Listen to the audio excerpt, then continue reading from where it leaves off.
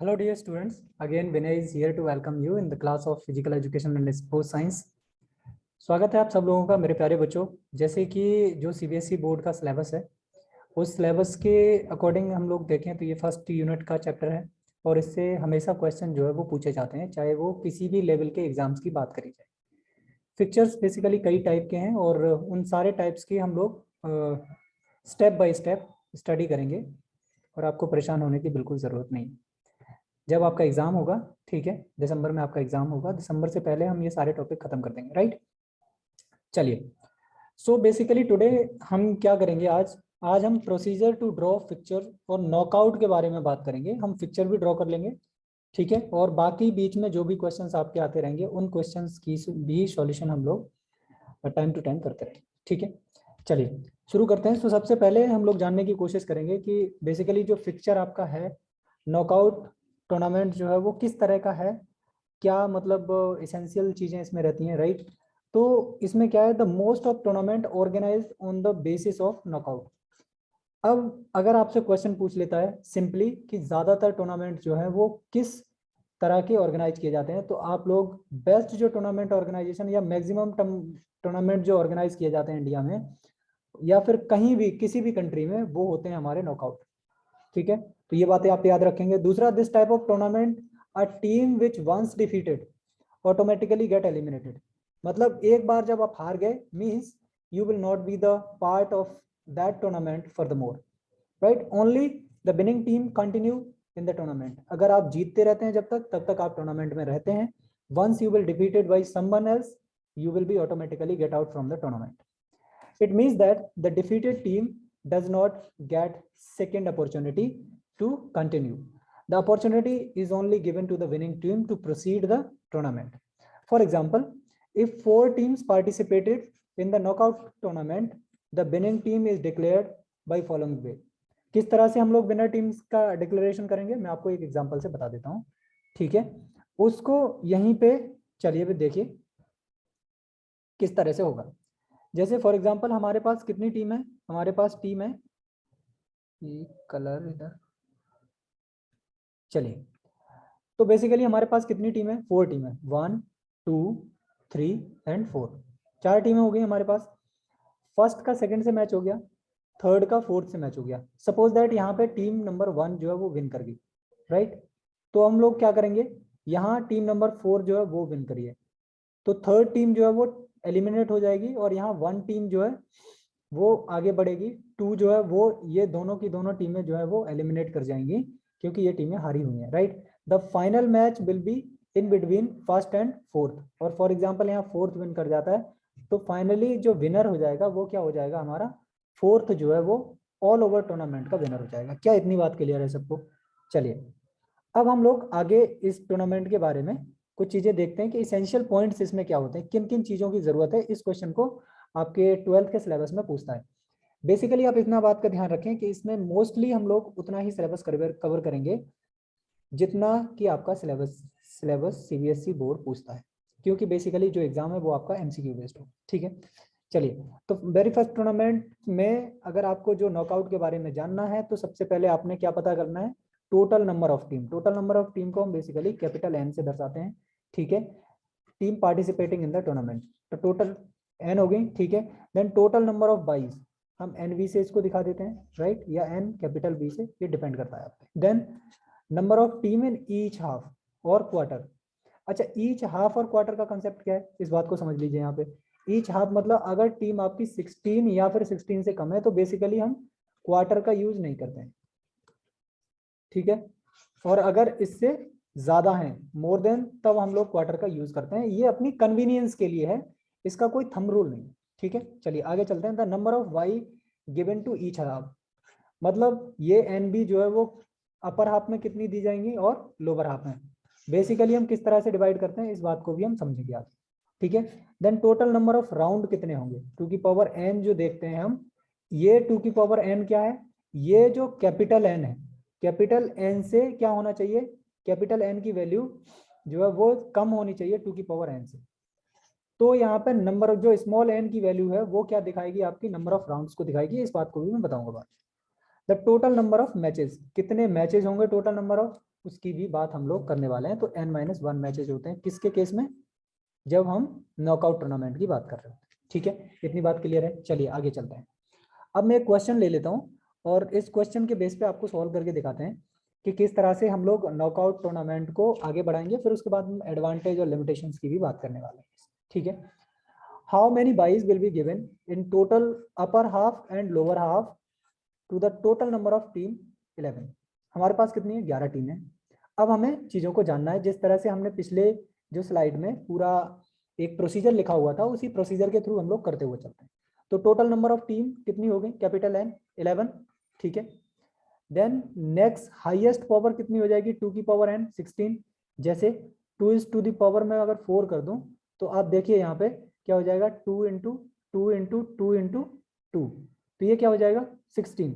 और अगर मैं इसमें और करता हूं तो ये क्या हो जाएगा, ये 32 हो जाएगा। तो हमें क्या करना, नेक्स्ट ऑर्डर करना है, राइट। तो इससे माइनस जब 11 हम लोग करेंगे, राइट, तो ये 2 की पावर n क्या है, ये 16 में जा रहा है, मतलब 2 की पावर n की वैल्यू कितनी आ रही है यहाँ पे 4।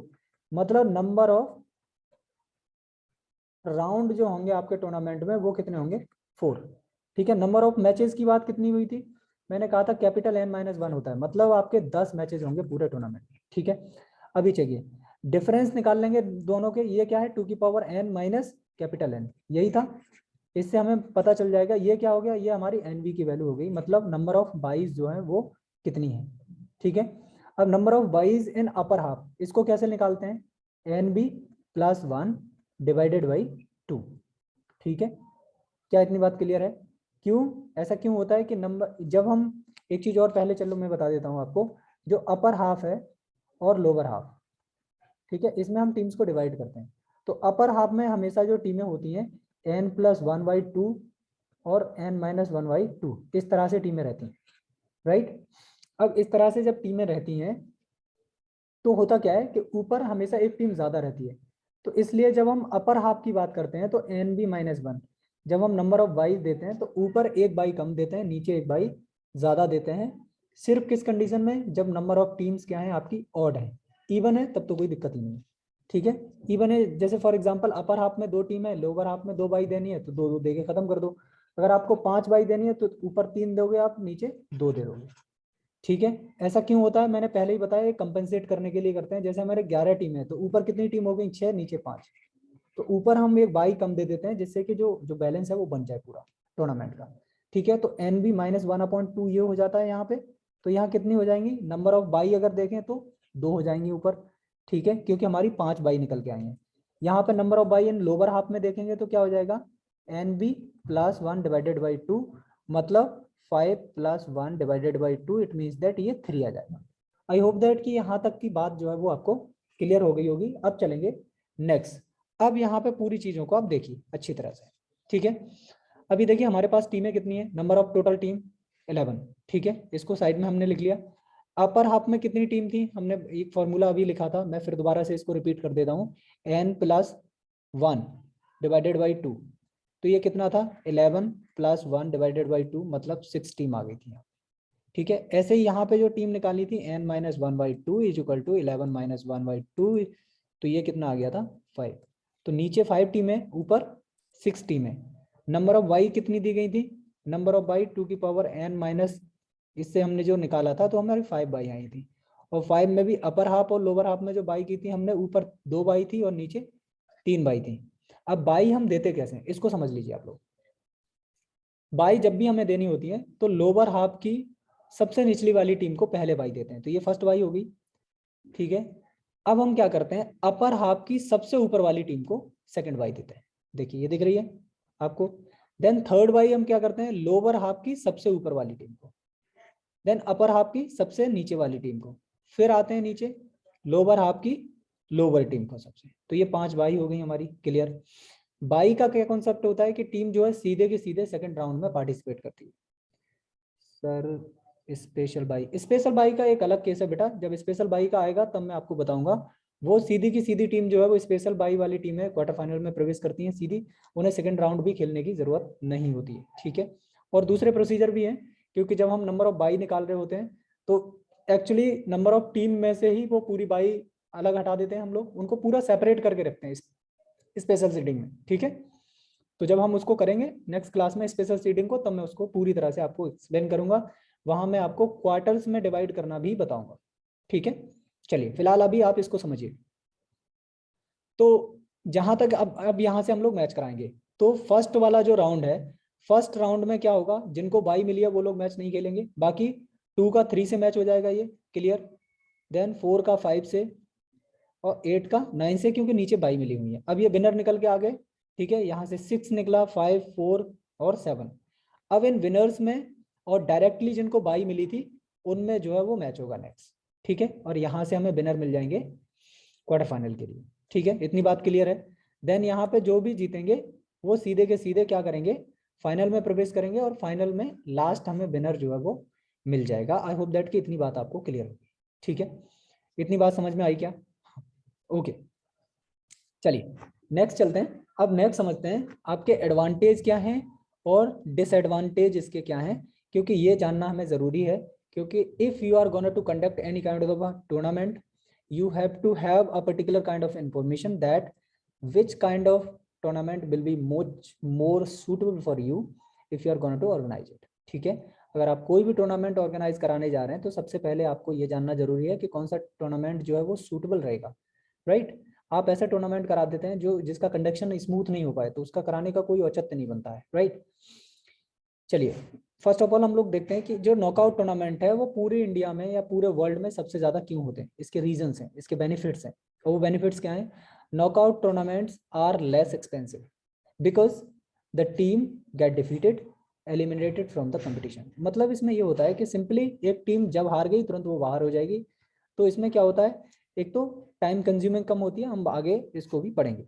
The knockout tournament is helpful in enriching the standard of sport. मतलब गलती की कोई गुंजाइश नहीं है यहाँ पे, राइट। आपको थ्रू आउट टूर्नामेंट एकदम अपना बेस्ट परफॉर्मेंस देना है। जहां आपका परफॉर्मेंस थोड़ा सा लो हुआ, यू विल गेट एलिमिनेटेड।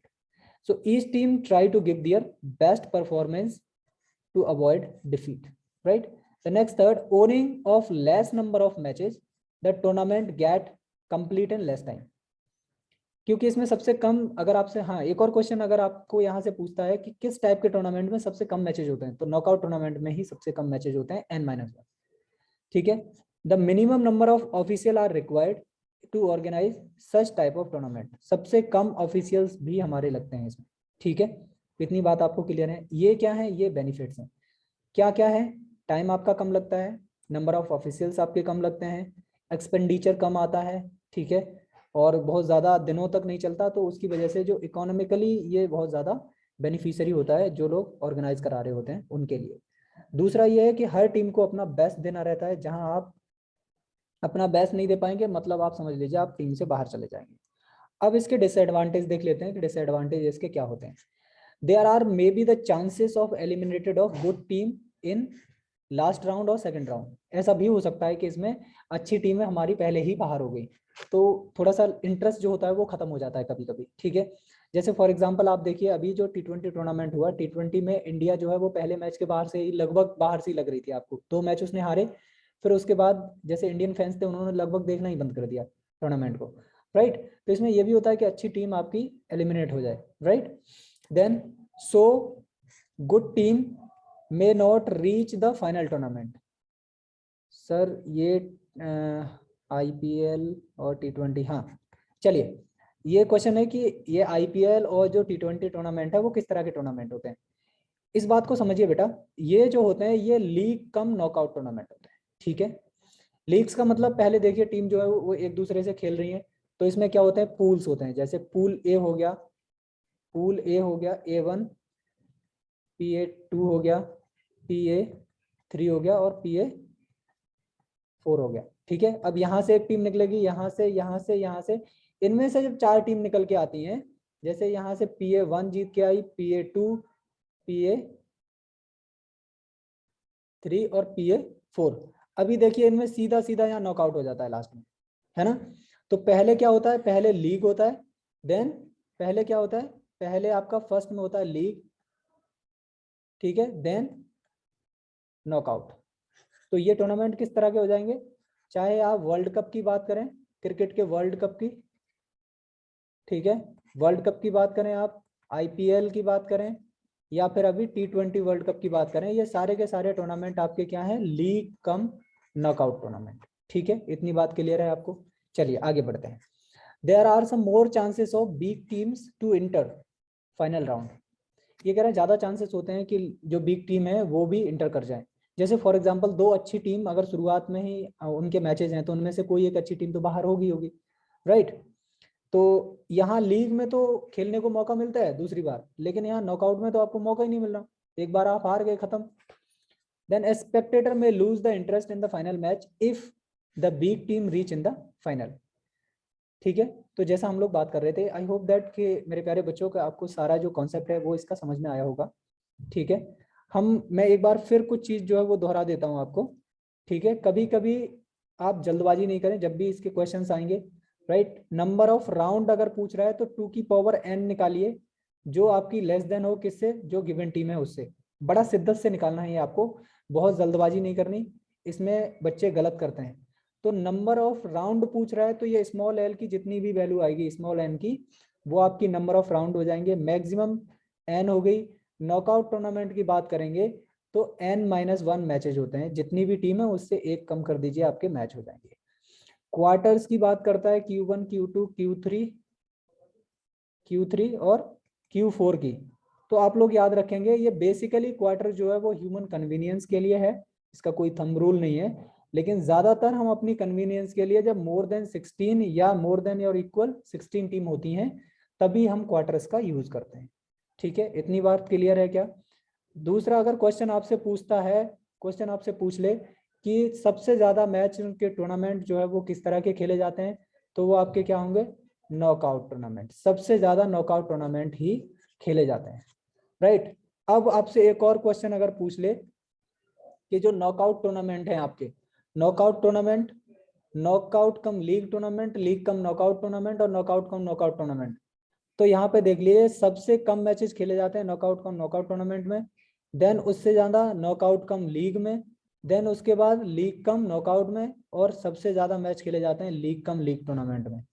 ठीक है, तो ये बात आप स्पेशली याद रखेंगे। लीग टूर्नामेंट, हाँ बेटा, लीग टूर्नामेंट जो होता है वो आपका क्या होता है, उसमें हमें मोर चांसेस मिलते हैं, अगर जो डिफीटेड टीम है उसको फिर दोबारा से चांस मिलता है। इसी का दूसरा नाम है बर्जर टूर्नामेंट। ठीक है, बर्जर टूर्नामेंट, ये आपके लीग टूर्नामेंट को ही हम लोग बर्जर टूर्नामेंट बोलते हैं। ठीक है, आई होप दैट कि किसी और का कोई क्वेश्चन नहीं है। अब हम लोग आज की क्लास खत्म करते हैं, मिलते हैं अगली क्लास में, तब तक के लिए नमस्ते, खुश रहिए, मुस्कुराते रहिए और तैयारी अपनी करते रहिए। हेल्थ का ध्यान रखिए ताकि एग्जामिनेशन में आपको कोई भी परेशानी नहीं हो। Have a nice day, good luck.